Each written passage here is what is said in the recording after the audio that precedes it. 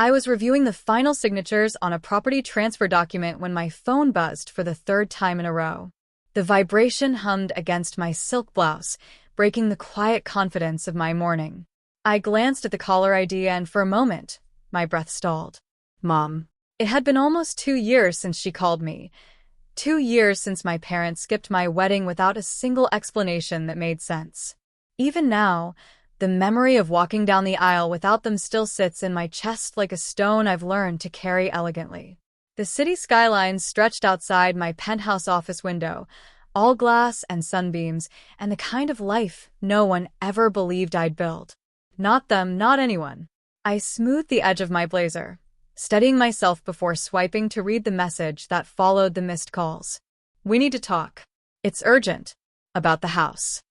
A faint, ironic smile tugged at my lips. The house. Their $2.4 million home. The same one they once told me I'd never be responsible enough to handle. The same one I now legally owned, though they didn't know that part yet. A soft knock at my office door pulled me back. My attorney peeked in, holding the final folder I needed to sign. "Congratulations, Madison," he said. "It's officially yours." My fingers hovered over the pen as my phone buzzed again. Same name, same history. But this time, everything was different. Let them wait. People think the hardest part of a wedding is planning it. For me, it was surviving the silence. 2 years earlier, I'd stood in my childhood kitchen, clutching the corner of the counter as my mother flipped through invitation cards like they were junk mail. The smell of her jasmine candle mixed with the bitterness in her voice. "Madison, you're rushing," she said, not looking up. "Marrying a man we barely know? It just seems irresponsible." I remember how my throat tightened. "Mom, you've known Daniel for over a year." She shrugged. Knowing of someone isn't the same as approving them. My father didn't say anything. He just leaned back in his chair with that quiet disapproval he'd mastered since I was a teenager, an expression that told me I was always one wrong decision away from proving him right. "You're making a mistake," he finally said. "And I won't stand there and pretend to support it." Those words hit harder than I expected.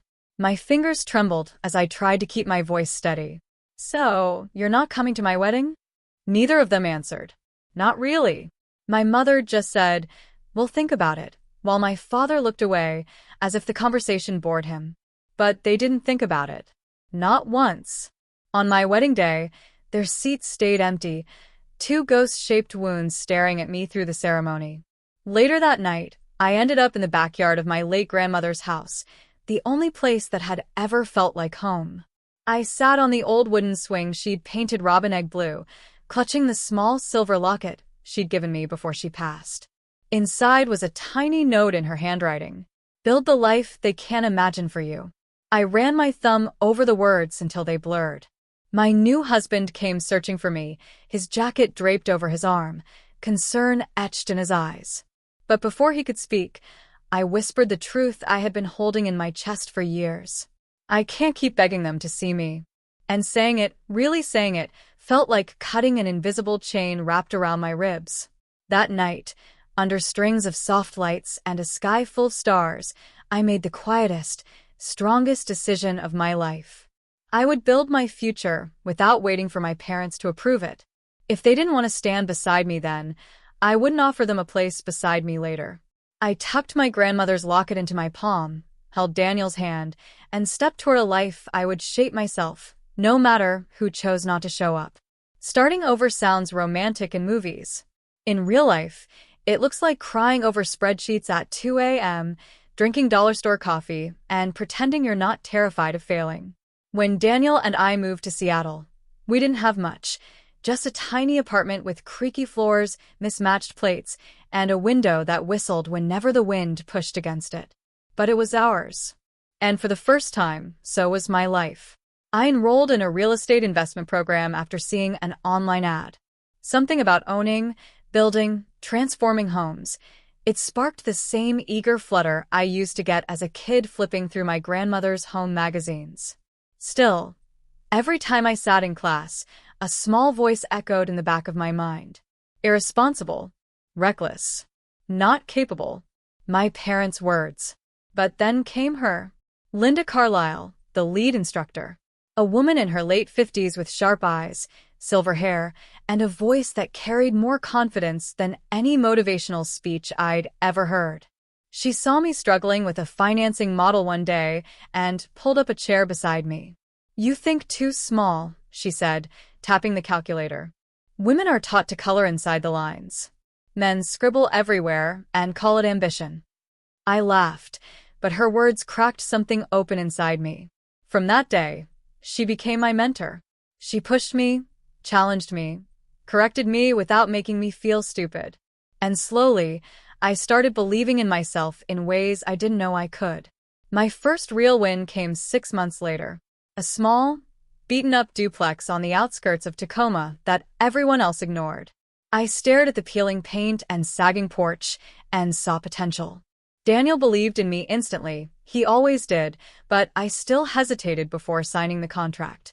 What if I messed up? What if my parents were right? What if this proved I was impulsive just like they said? But when I closed the deal, renovated it room by room, staged it, and sold it with a $42,000 profit, I cried in my car for 10 minutes straight. Happy tears. Fierce tears. Tears of a woman breaking out of the version people forced her to be. 1 property became 2. 2 became 5. 5 became a small company. And that company grew quietly, strategically, until the numbers no longer scared me. The first year, I hid everything from my parents.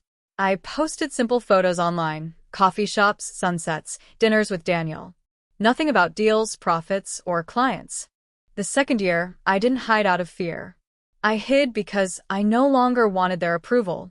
By year 4, I wasn't just flipping houses. I was acquiring them.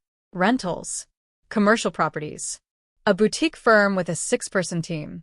My biggest purchase so far wasn't planned. It fell into my lap when Linda connected me with a retiring broker who needed someone trustworthy to take over his portfolio. And then came the once-in-a-lifetime opportunity. A distressed luxury estate in California. A $2.4 million property with massive equity potential, owned by none other than my parents' longtime friends who were desperate to sell fast. It was a full-circle moment, so surreal I had to steady myself. I bought it quietly, legally, cleanly. The day the transfer processed, the title read one name: Madison Clark. Mine. A home like the kind my parents used to say girls like me couldn't handle.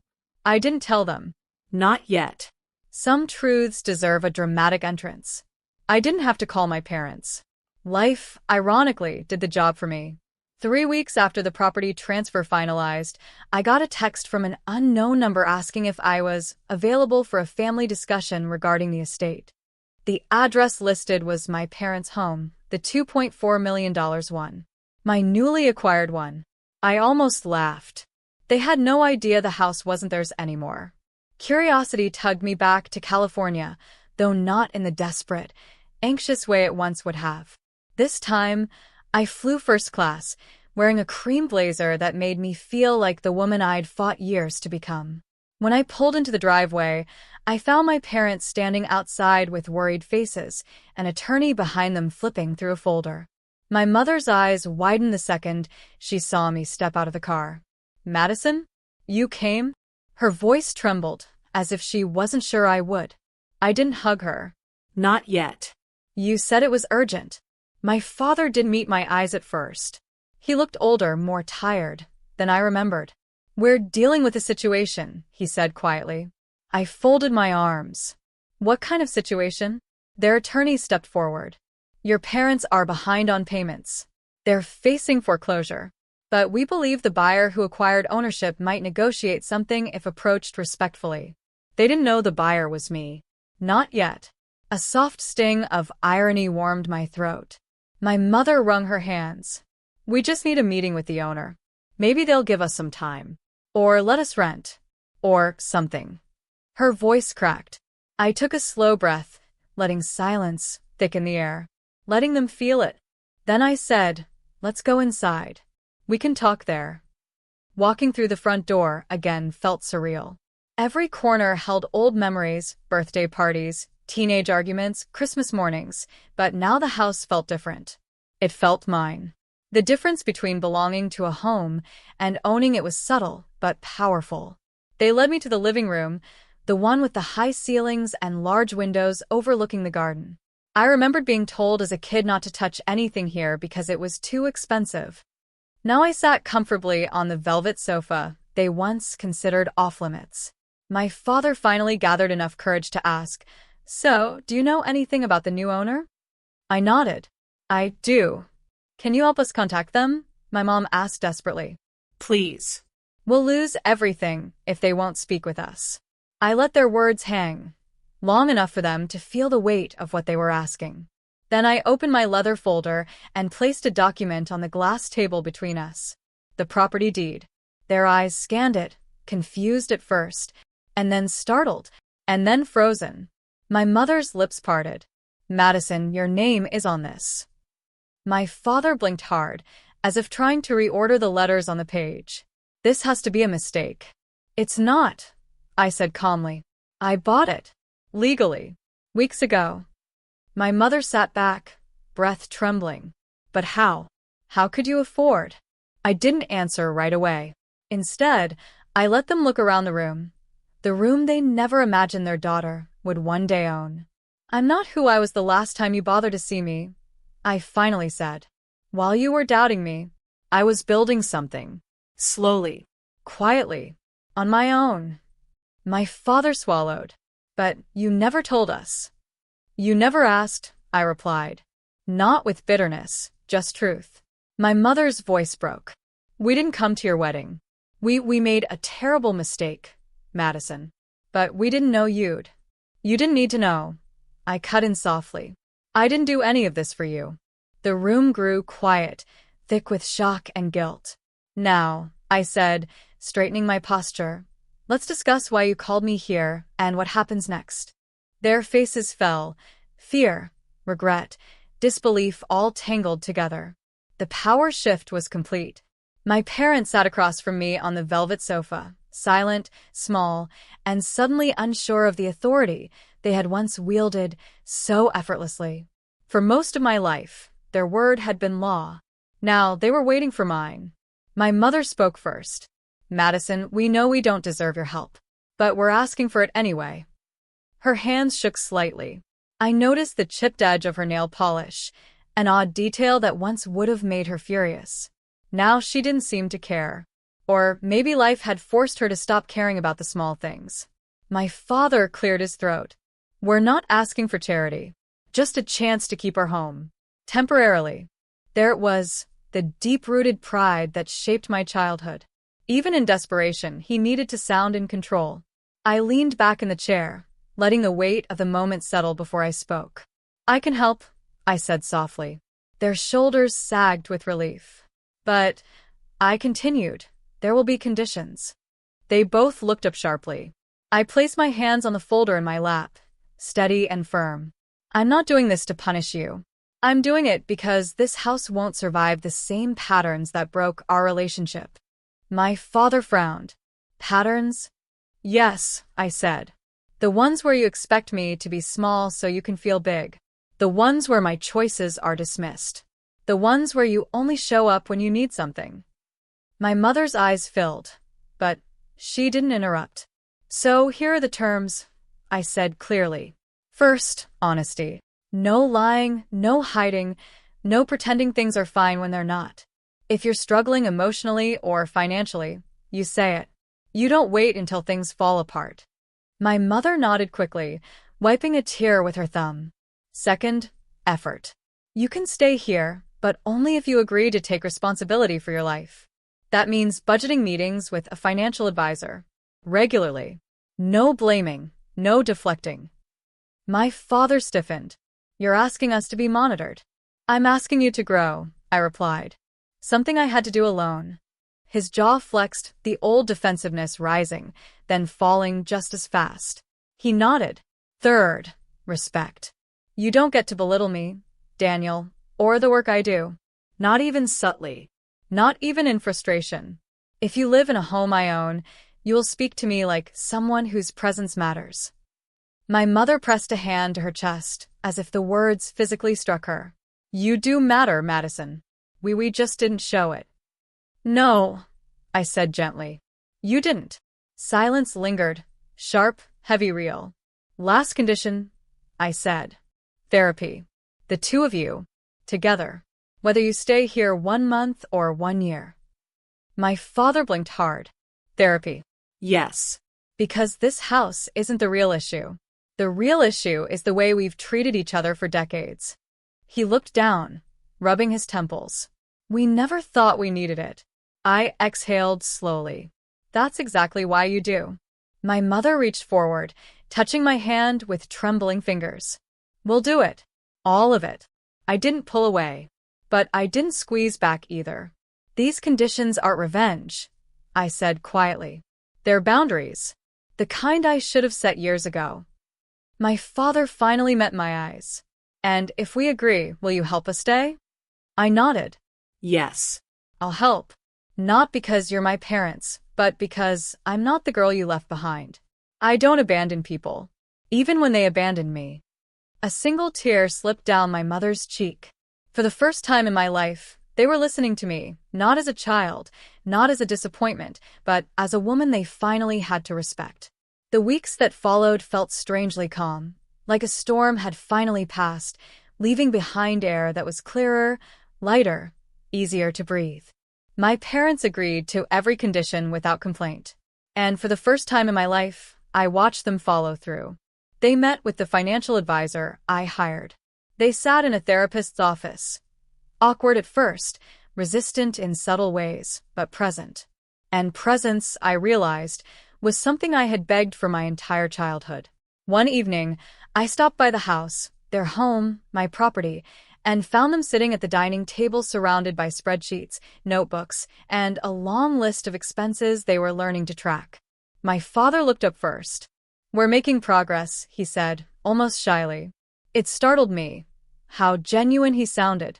My father was a man who rarely admitted struggle, let alone growth. My mother walked over and handed me a cup of tea the exact way I used to make it for her when I was little. I'm trying to be better, she whispered. For you. For us. I nodded but didn't speak. I didn't need to.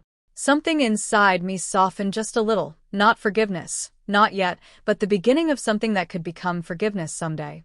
Later, when I stepped outside into the cool evening air, I reached into my pendant instinctively.